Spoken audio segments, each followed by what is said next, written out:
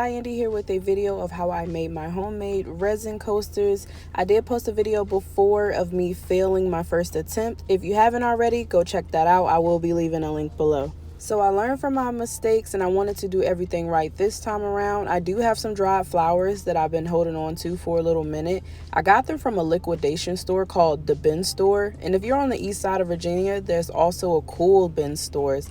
I don't know all of their locations, but I did get them from a liquidation store. First thing first, I picked out the flowers that I wanted. I couldn't use everything from this selection because some things were just not going to fit into the mold. The same problem as the first video, so I had to cut some things down to fit it. I also wanted it to sparkle a little bit, so I did pick up some silver sparkles because my accents in my home is silver, so I had to get a little bit of silver. I really like these flowers, and once I was happy with the placement, I went ahead and mixed together my resin.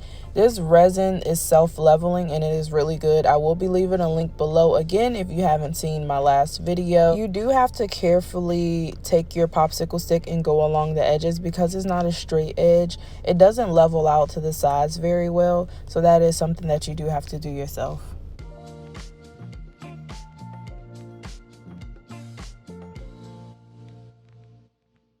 So after it dried, I noticed that where I had the tray sitting, it wasn't all the way flat. So one side is really thin and flimsy and the other side is really thick and where I need it to be.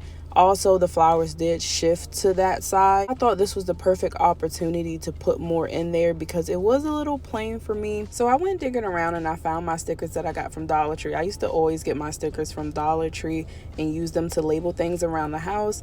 I do have a crease cut now and I think I'll start using the crease cut a little bit more to label things like this because it gets you a more even look. Rather than having to do it yourself. Whenever I'm dealing with something permanent like these stickers and how I'm going to encapsulate the stickers into the resin, I do want to make sure it's as straight as possible. I was struggling a little bit because of course the stickers is going to stick, so I use my crease cut tool to kind of lift it carefully and place it how I need it to be. The original plan was to just put home, but the stickers weren't big enough and I couldn't customize it to make it big enough. So after looking at it, I'm like, I kind of like the saying home sweet home. It just brings a more cozy feel to this project. So I went with home sweet home. I went ahead and added more flowers and then I mixed together more resin. My main focus point, of course, was the thin part, but I also did put some resin on the part that was thick because it was going to create a line of separation of when the new resin end and the old resin begin. So I made sure that I put resin on the whole coaster. I put everything up to dry this time, making sure that it was sitting evenly, and this is how it came out. You want to make sure that you hear that sound of perfection. When it sounds like that, that means it's dry all the way through. And I'm just giving you guys a 360 so you can see how thick it is. One part of the tray was still a little thicker than the other part, but you know, I was satisfied with it. Next time I'll do better with making sure that it levels out evenly. The next step was putting on the handles. I just placed the handles where I wanted it to be. I made a mark and then I took my drill bit and I drilled a hole in it first. And then now you're seeing me put the screw in, but I don't put it in all the way because I want to make sure that the handle matches up.